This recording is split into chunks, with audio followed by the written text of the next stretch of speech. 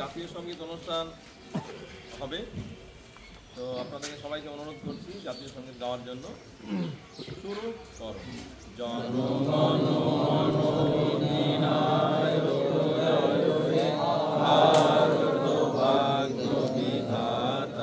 Punjab Sindhu